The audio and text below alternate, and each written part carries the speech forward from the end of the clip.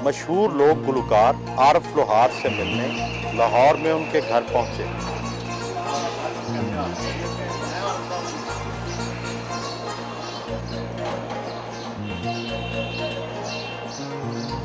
अस्सलाम वालेकुम। वालेकुम अस्सलाम। कैसे हो? सैयद साहब आप ठीक हैं?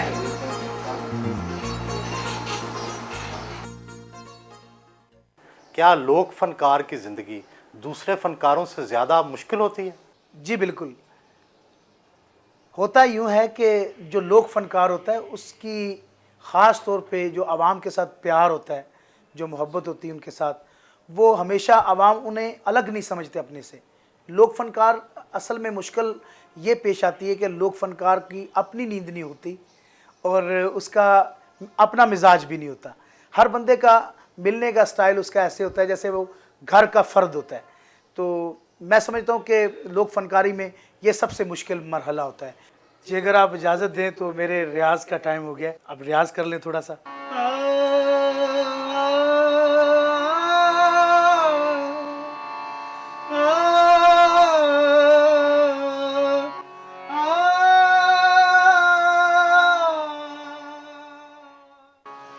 मामा मामा ठंडी छाव मां दे दिल विच चाप। आप तो पक्के क्लासिकी गुलकारों की तरह हारमोनियम पर रियाज कर रहे हैं, जबकि लोक फनकारों के लिए तो शायद ऐसे तकल्लुफ़ की ज़रूरत नहीं होती। मौसीकी तो है ही समंदर, तो इसमें जितना भी सीखा जाए वो कम है और अल्हम्दुलिल्लाह कोशिश कर रहा हूँ अल्लाह मुझे और कामयाब करे इसमें कि मैं किसी उस्ताद से कोई अच्छी ऐसी बात ले सकूँ जो कि मैं चाहता हूँ कि आवाम तक पहुँचाऊँ। आपके नाम के साथ लोहार का लफ्ज़ शामिल है। कहाँ मौसीकी जैसी नरमो नाजुक चीज़ और कहाँ लोहार जैसा सख्त नाम, ये तो बड़ा तज़ाद है। एक्चुअली है क्या कि लोहार हमारी कास्ट ऐसे बनती है कि हम मुग़ल हैं, वो मुग़ल जिन्होंने जंग के दौरान ढालें और तलवारें बनाई थीं, तो हमें उस निस्बत से लोहार लोग कहते हैं। लेकिन मेरे वालिद साहब ने तलवार की बजाय एक चिमटा बनाया जो अमन और मोहब्बत की पहचान बना। पूरी दुनिया में वही लोहार ने एक नरम और प्यारा खूबसूरत मैसेज दिया जो प्यार का था। आपके कमरे में कोई बेड या चारपाई नज़र नहीं आ रही, क्या आप ज़मीन पर सोते हैं?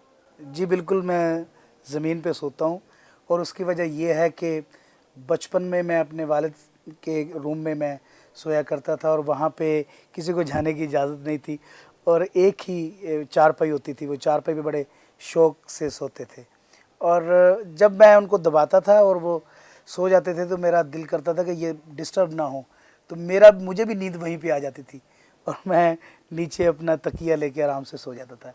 तब से मेरी ये आदत बन गई है कि वो मैं नीचे ज़मीन पे सोना ज़्यादा पसंद।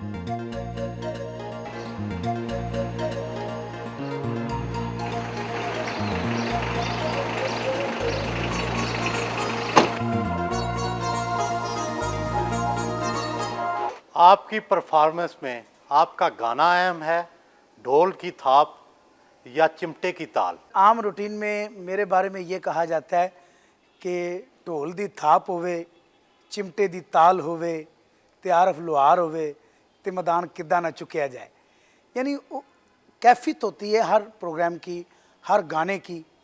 उसमें सैड सॉन्ग होते हैं तो उसमें मैं कभी भी चिमटे को वो सामने नहीं लेके आता। ताल भी उदास हो जाती है, चिमटा भी उदास हो जाता है।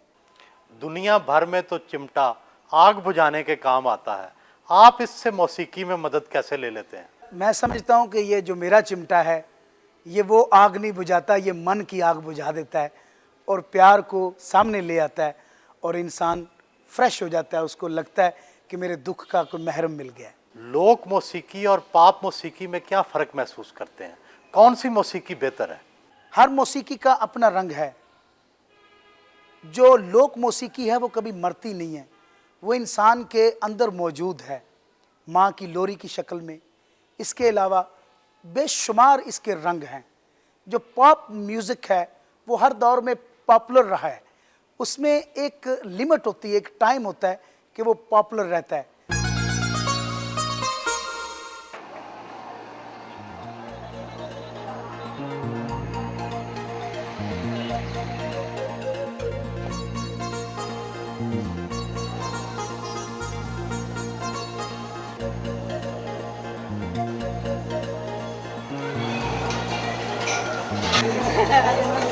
माम महीना दिया।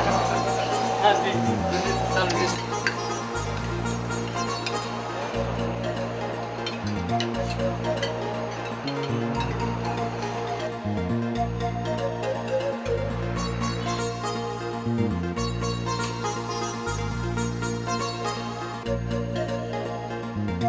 अपने आबाई शहर लाला मूसा रवाना हुए।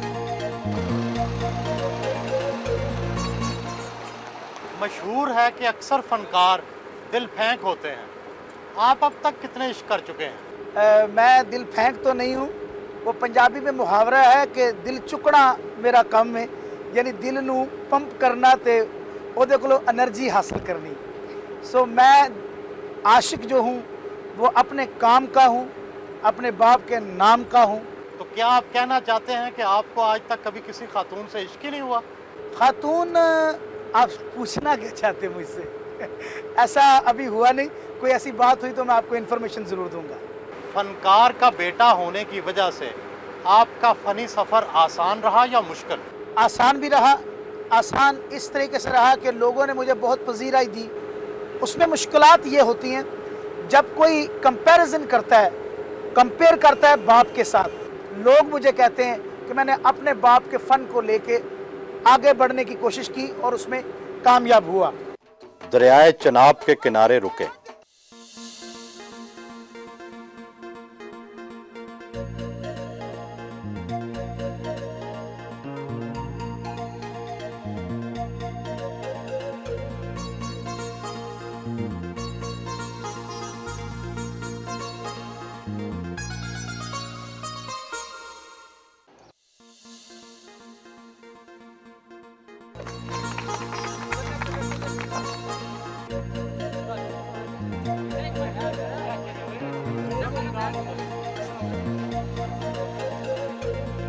लाला मूसा में अपने आबाई घर पहुंचे।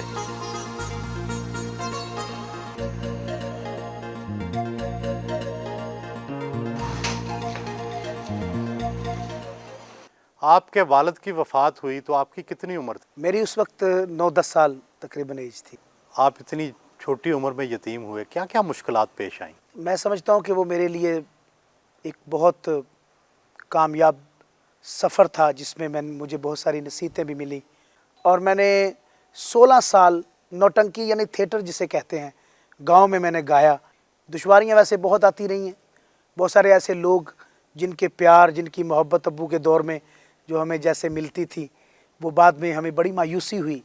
आज के दौर में मुख्तसर ख़ानदान का रवाज है, क्या 4 माओं की वजह से ख़ानदान में पेचीदगी महसूस नहीं होती थी? आप यकीन कीजिएगा, ये कहने को तो 4 मेरी माएँ हैं, लेकिन अल्हम्दुलिल्लाह ऐसे लगता है जैसे सकी बहनें होती हैं। और उनका प्यार, उनकी मोहब्बत आपस में और ख़ानदान की इतनी चाहत, और ये मेरे अब्बू में मैं समझता हूँ ये बहुत बड़ी उनका वो जो फ़ैसला हुआ करता था वो बहुत टफ था हमारे पूरे ख़ानदान के लिए। बड़ी ये चैलेंज होता था कि उनका सामना कोई बंदा नहीं कर सकता था। ये बात किस हद तक दुरुस्त है कि आपके वालिद अपने बच्चों में से किसी को भी फ़नकार नहीं बनाना चाहते थे? ये बिल्कुल 100% दुरुस्त है बात, क्योंकि मैंने बड़ी जंग ये लड़ी, बाकायदा प्यार से मैंने लड़ी। खैर वोट मेरे थे सारे ख़ानदान में, तो मैं सबको कहता था कि अब्बू को किसी तरीके से मनाएं कि मैंने गाना है।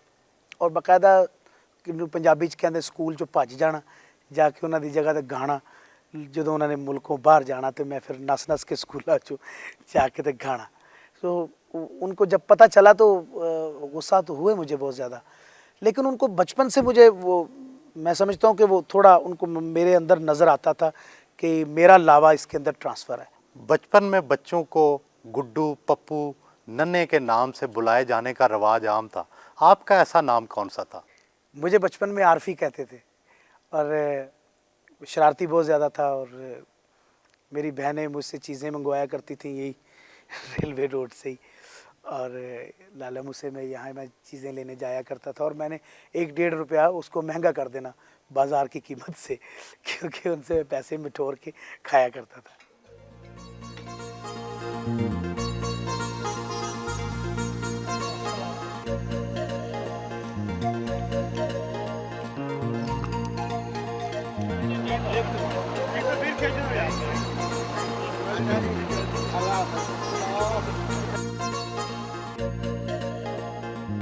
अपने वालिद आलम लोहार की कब्र पर फातिहा खानी की।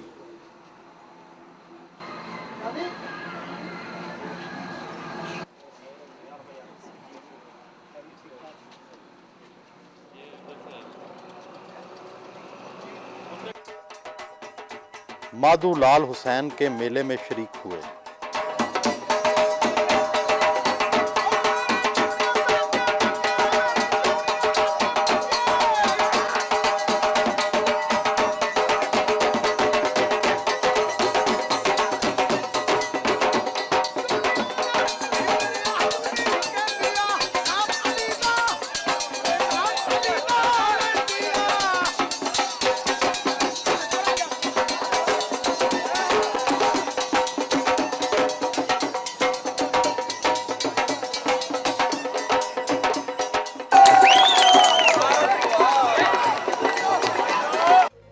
घर वापस पहुंचे।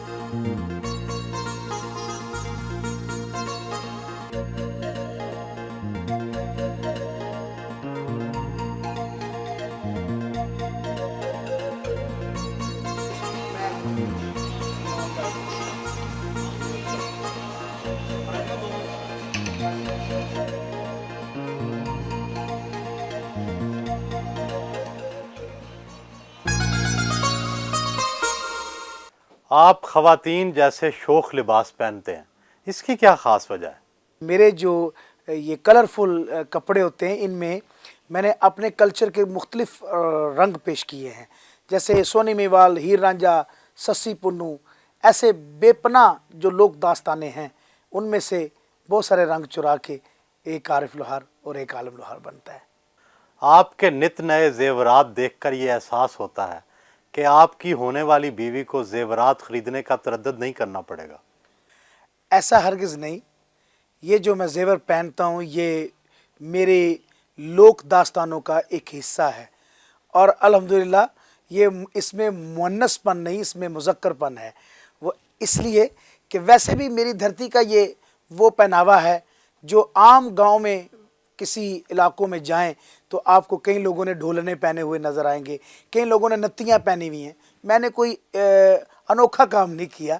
हाँ, अलबत्ता ये किया है कि मैंने ये फ़ख्रिया तौर पे अपनी धरती का कल्चर जो है वो मेडल के तौर पे मैंने अपने गले में पहना हुआ है।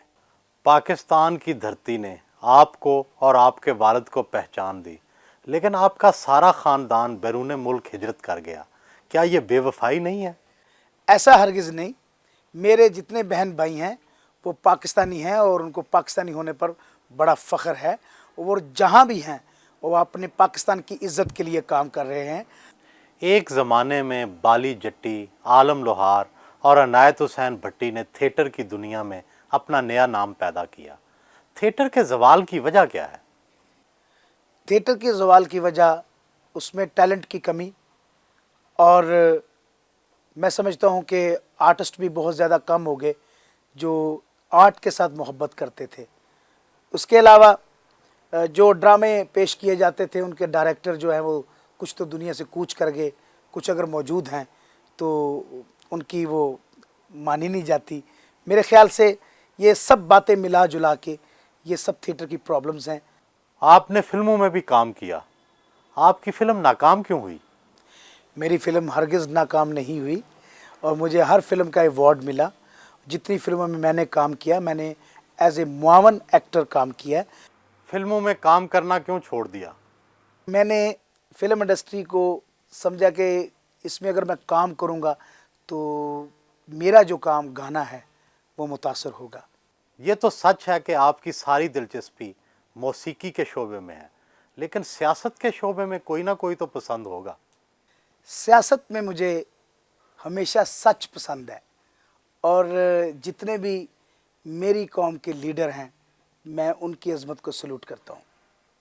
आम तौर पर लोक फनकार मुआशी हवाले से मसाइल का शिकार रहते हैं, आपने इस मसले का हल क्या निकाला? मैं सबसे अहम समझता हूँ फ़न। अगर आप अपने फ़न में मगन हैं, अपने फ़न की खिदमत करते हैं तो इंशाल्लाह मुआशी हालात क्या, आपकी ज़िंदगी के सारी मुश्किलातों का हल मिल जाएगा। और इंसान, मैं समझता हूँ, नाशुक्रा होता है सारी ज़िंदगी। मैं समझता हूँ जितनी भी अल्लाह दे वो इज़्ज़त से खा लेनी चाहिए, ज़्यादा छलांग नहीं लगानी चाहिए। आम तौर पर आपकी उम्र के फनकार शादी करवा लेते हैं, आपने अब तक शादी क्यों नहीं की? सुना है आसमानों पे जोड़े बनते हैं, मैं तो अपने गाने पे अमल कर रहा हूँ। जिस दिन मेरा ब्याह होवेगा सब नू चढ़िया चाह होवेगा, जिस दिन मेरा ब्याह होवेगा। ओके सर, बड़ी मेहरबानी, बहुत अच्छा टाइम गुजरा, थैंक यू वेरी मच।